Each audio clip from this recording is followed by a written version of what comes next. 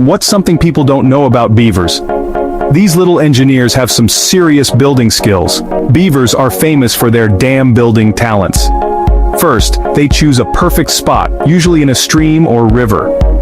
With strong teeth, they gnaw down trees and branches. Then, they drag the logs and sticks into the water, creating a sturdy dam.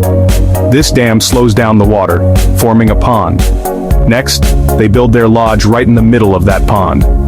The lodge has 2 levels, one above water for dry living, and one below for underwater entry and exit. This design keeps them safe from predators and harsh weather. So, next time you see a beaver dam, remember, it's not just a pile of sticks. It's a marvel of natural engineering.